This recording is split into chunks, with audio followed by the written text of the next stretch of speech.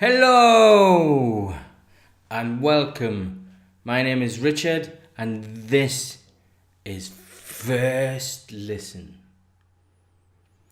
This week's First Listen, I have chosen an album that at the time of release, the Record Mirror and the NME gave 4 out of 5 stars. Paul McCartney said that it was a really good album too. He rated it very highly.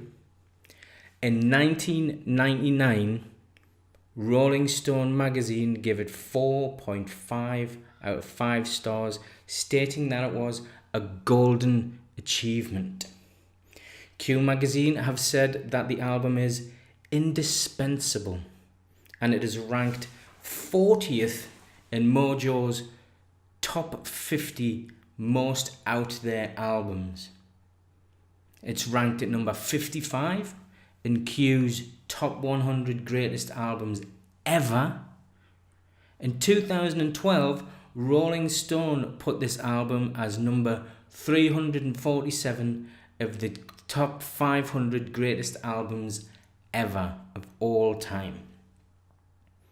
This album is recorded by the Beatles engineer Norman Smith at Abbey Road. But the Beatles connection doesn't just end there either. The album sleeve was photographed by Vic Singh, who is a very good friend of Beatle George Harrison. In fact, the prism lens used to photograph this album was a gift to Vic Singh from George Harrison himself. The album I'm going to be listening to today is The Piper at the Gates of Dawn by Pink Floyd. The album of this title comes from chapter 7 in Syd Barrett's favourite book, The Wind in the Willows. Why did I choose The Piper at the Gates of Dawn? Why did I choose Pink Floyd? Right, me and Pink Floyd. My first engagement ever with Pink Floyd was as a child, watching Pink Floyd live at Pompeii on the television with my brother and absolutely hating it. I just didn't get it at all. He loved it. I didn't get it at all. My next real connection with Pink Floyd was working in a record shop when The Division Bell was released, which we listened to constantly, because the owners were massive Pink Floyd fans. Most of the staff were Pink Floyd fans, and it was torture to me. It was horrible. That album to me is like if you took, I'm going to reference this band again, I've done it before, but if you took the Scorpions and you took the balls out of it, you get left with Pink Floyd's Division Bell. It's cack.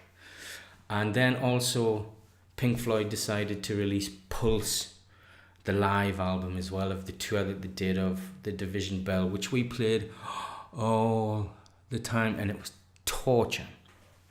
Now, so I hate Pink Floyd, and it's not that I haven't listened to them, but it's not that I haven't had the opportunity to, because I was raised in a household where my brother was a fan of Pink Floyd. I had access to them, and I never wanted to put them on. They've never appealed to me.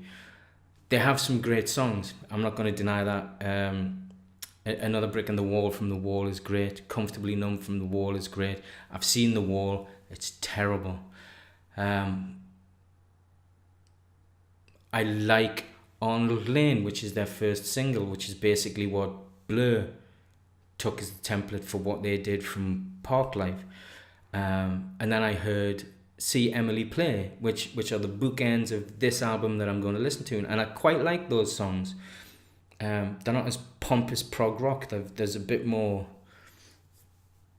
pop sensibility and not as wankeryness about them, and they bookend this album. So, and this is the Syd Barrett album, and everybody knows that Syd Barrett was a creative genius.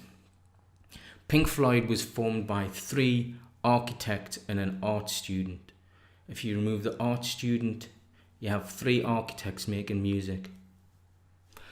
I'm not saying that architects aren't creative, because there are some genius architects, but they are architects who stuck at their job and became brilliant at their job. These are 3 failed architecture students who tried to do something else, and I hate them.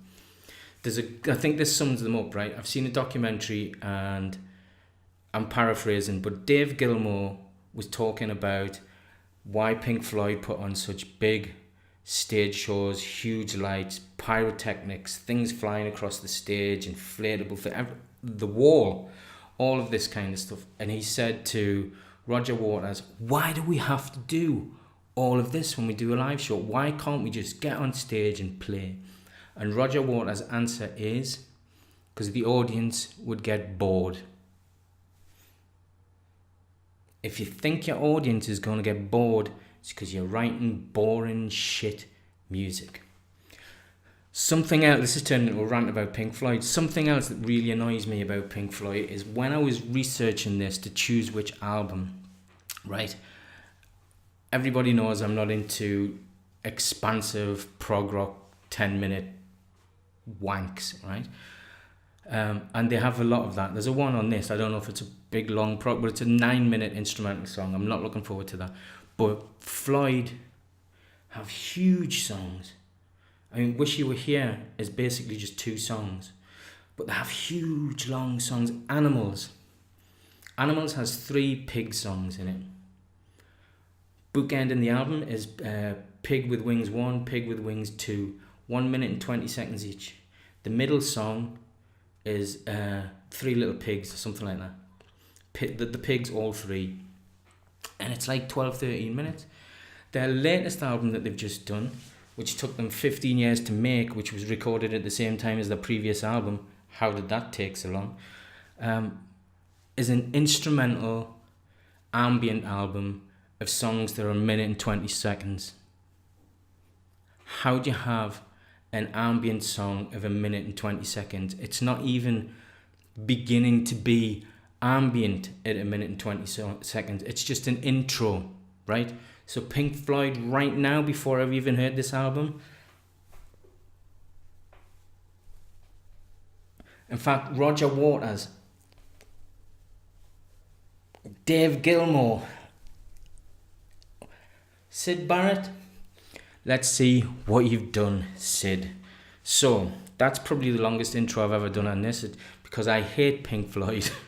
But I'm always open. I might be wrong. And this is supposed to be a very different album to any of the rest. So let's give it a shot. As usual, I've got my little Sony cans on. I've got Piper at the Gates of Dawn queued up for Spotify. It's all queued up. So let's dive in and have a little listen to Piper at the Gates of Dawn by Pink Floyd. Right. Well, I absolutely have to say I am delighted that that is finished. Now,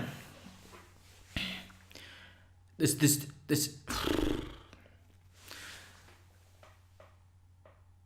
it starts off with 4 songs by predominantly Syd Barrett, right? And they're not bad. I liked Lucifer Sam quite a lot. I liked Flamin' very much. Lucifer Sam sounded like it could have been a superhero or a detective theme tune in the background. Anyway, Blur nicked all of that. And then we get the instrumental Power Talk H, whatever the hell that is, which is the first song that's written by Pink Floyd. Everyone's involved, and it's a load of fucking shit. And then that moves into the first song by Roger Waters. The first song recorded, fully written by Roger Waters, called Take Up Thy Stethoscope and Walk. Who uses that kind of language? Thy. Fuck off. Apart from the title, absolute load of shite. that ends side 1. We start side 2 with the absolutely amazing title for a song, Interstellar Overdrive, which again is a Pink Floyd song. Everyone's written this. I encourage everyone to listen to it. If I can find a link, I'm going to put a link in the bottom. And if you haven't heard it, listen to it.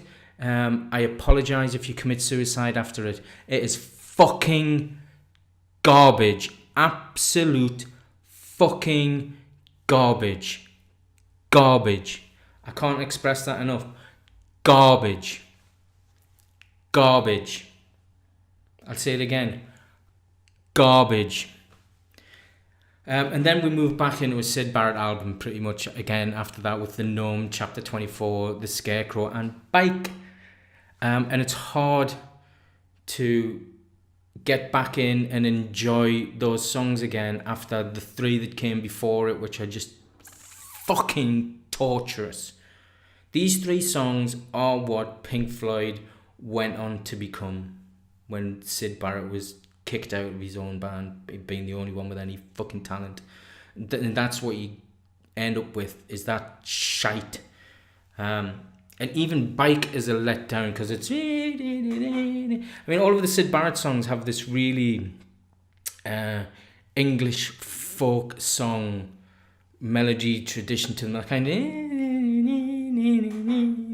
And then it goes mental at the end for no reason. What have I written?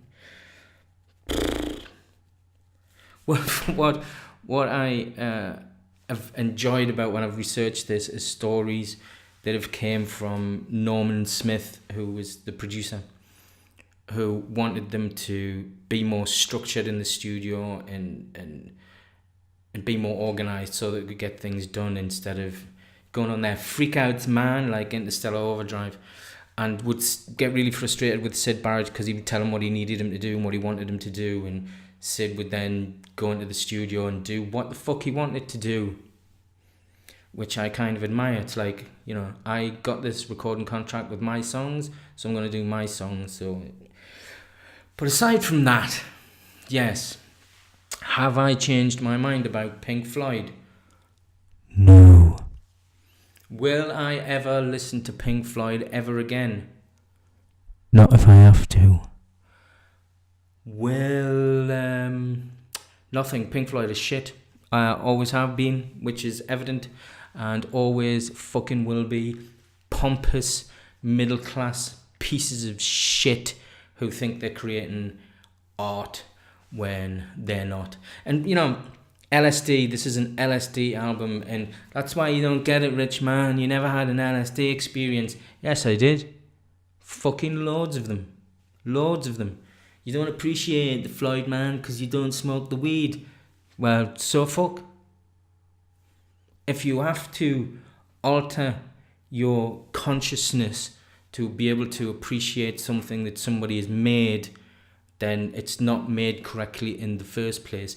The music should alter your consciousness. The music should be the drug. You shouldn't have to take drugs to appreciate the music. It should be the other way around, right? So, fuck you, Roger Waters. Fuck you, Dave Gilmour. Fuck you, Nick Mason. Fuck you, Rick Wright, or whatever all of your other names were. I hate Pink Floyd, and I feel justified in my hatred of Pink Floyd because I've given them a full shot. Anyway, so if you would like to nominate a band or an album for me to listen to for the first time ever, put a little comment in the section below. My only criteria is that I've never heard it, which you won't know unless you submit one, and that I have access to it, so it has to be on Spotify or easily illegally downloadable, something like that. I do have other criteria, but I won't get into that. Well, if it's an hour and 20 minutes long, I'm not going to fucking listen to it for this show, right? Anyway, so please get your suggestions in, comments below, send me a message, however you want to do it. Do you want to torture me like I've just tortured myself with Pink Floyd? Huh? Or would you like to make me happy and give me something nice to listen to? Comments below.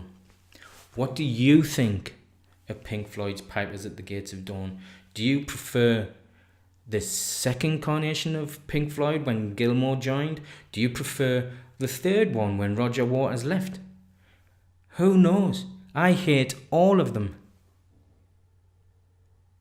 Thank you very much for watching. Don't forget to subscribe. Don't forget to give it a thumbs up. Share it with your friends. Bye.